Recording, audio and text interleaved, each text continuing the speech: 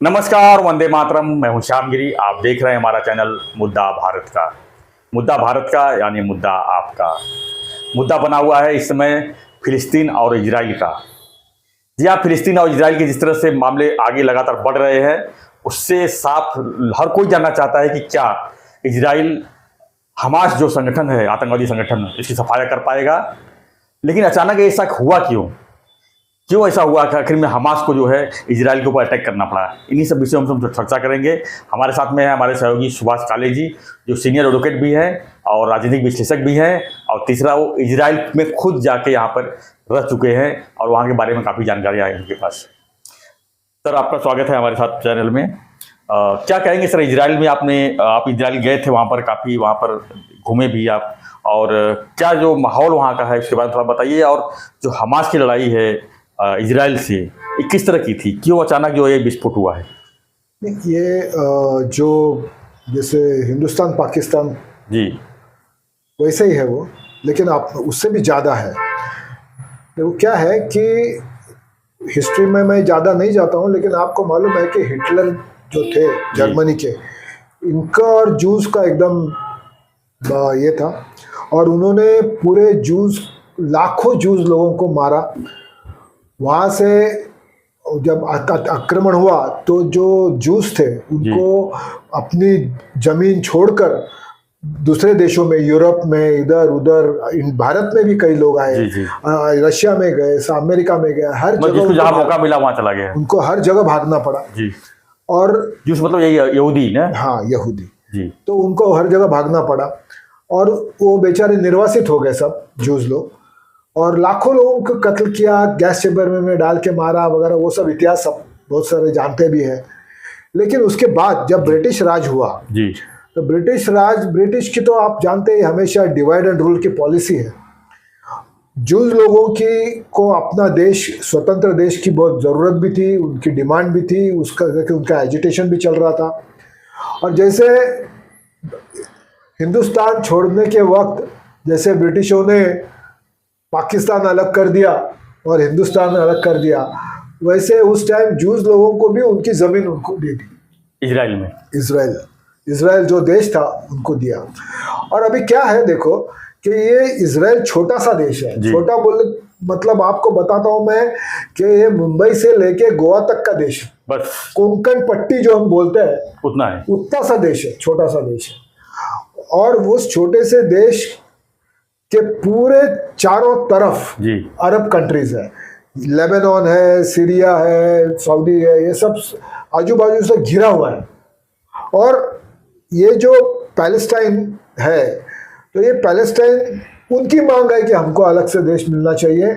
और बीच में ये पैलेस्टाइन डिक्लेयर भी हो गई, गवर्नमेंट मतलब पैलेस्टाइन राज्य भी डिक्लेयर हो गया।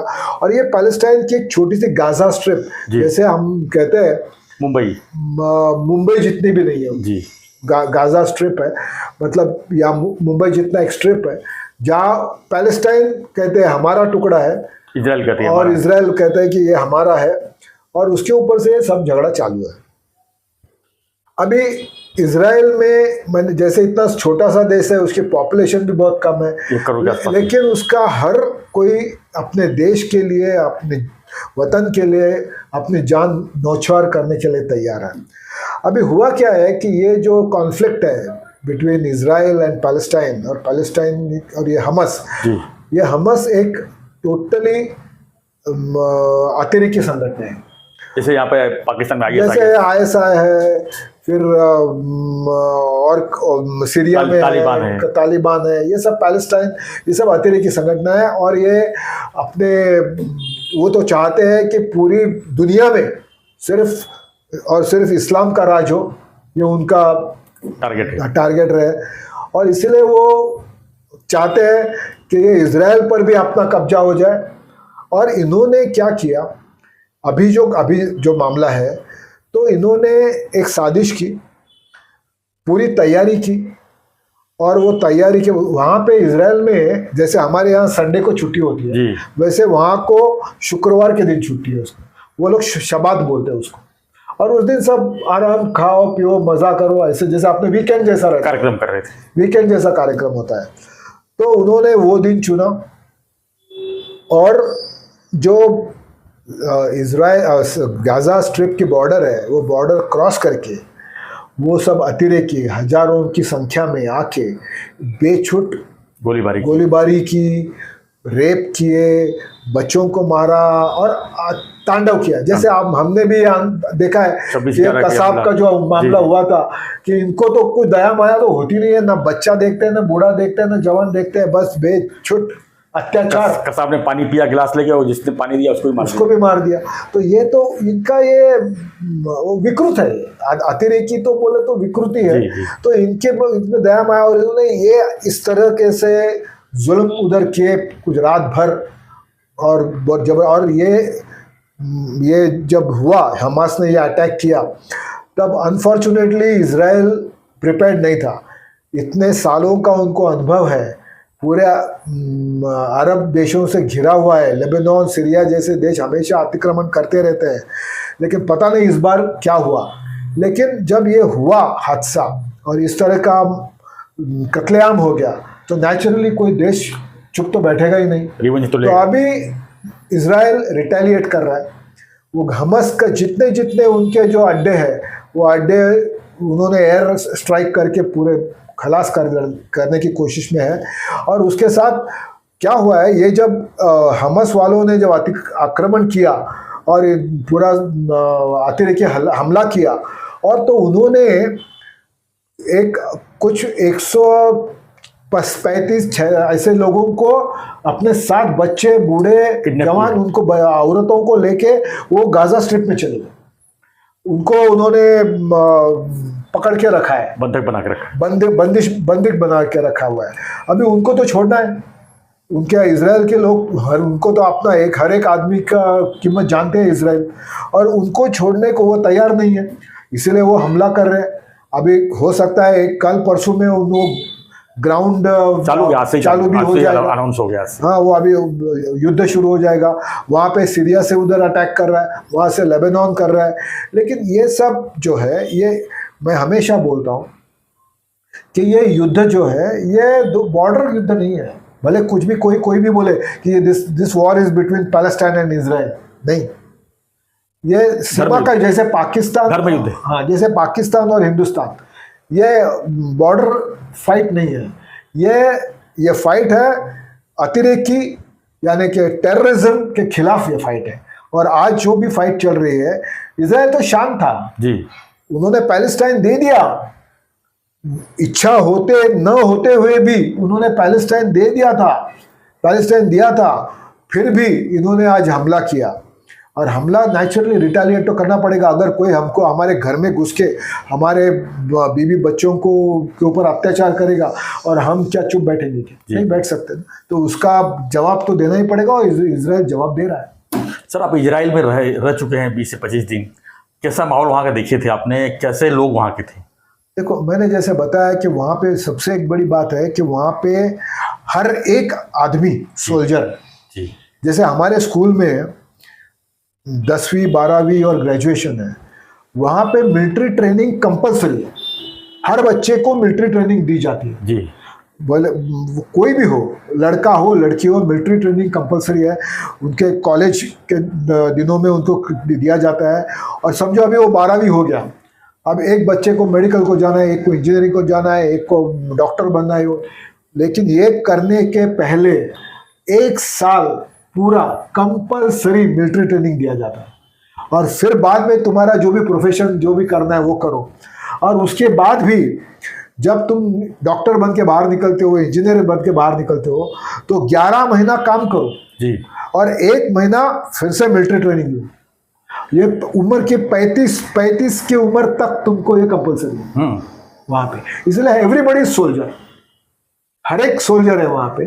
तो 35 साल तक तुमको ये करना है। इसलिए उनको ये वो क्या बोलते हैं, क्योंकि वो पूरा घिरा हुआ देश है, उन्होंने बहुत अत्याचार सहन किए हुए हैं, तो उनको तो हमेशा चौकन्ना रहना पड़ता है। पता नहीं इस बार कैसे गाफिल हो गए वो। उसके ऊपर बाद में हम बोलेंगे कि उसमें भी राजनीति का मामला है जी। मैं अभी वो बोलना नहीं चाहता हूँ कि क्यों इस बार इजराइल गाफिल था। तो ये मामला है वहाँ पे, और इस वजह से उधर का हर एक कोई सोल्जर है अपने मातृभूमि के लिए जान न्यौछावर करने के लिए हर कोई तैयार है। इसलिए एक आवाज़ दिया गवर्नमेंट ने तो हज़ारों लाखों सैनिक उनके खड़े हो जाते हैं।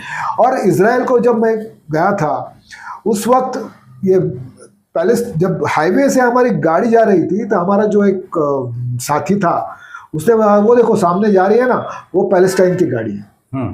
मतलब उधर पैलेस्टाइन और इजराइल ऐसे कोई बहुत बड़ी दूरी नहीं है, कॉमन हाईवे भी दोनों वापरते हैं। तो ऐसे माहौल में उनको रहना पड़ता है। जब मैं वहाँ था तो एक मॉल में बॉम्ब स्फोट हो गया, तो ये छुटपुट के हमले या हमस के या उनके अतिरेकी के तो चालू ही रहते हैं, उनको तो रोज का ही है। लेकिन इस बार जो हमस ने किया वो बहुत बड़े पैमाने पे हुआ, प्लान्ड था। क्या लगता है ये आर पार की लड़ाई है हमास और इजराइल की? मुझे ऐसा लगता है कि इस बार अभी इजराइल छोड़ेगा नहीं जी। इस बार इजराइल ये गाजा स्ट्रिप दो। और दूसरी इसमें सबसे और इम्पोर्टेंट बात है, ये जो गाजा स्ट्रिप है, ये स्ट्रिप को बिजली, पानी, रास्ते जो कौन देता है? इजराइल देता है। पूरा डिपेंड है इजराइल के ऊपर, और अटैक भी करते हैं इजराइल को। तो जिसके थाली में जिसकी थाली का खाओ उसी थाली में शेद करो, ऐसा ही हो गया। तो ये मामला है उधर। तो इसीलिए इस बार मुझे लगता है कि इजराइल आर या पार कर देगा हमेशा के लिए। ये जो उनकी वो ये सरदर्द है वो जो गाजा स्ट्रिप का, वो खत्म कर दे।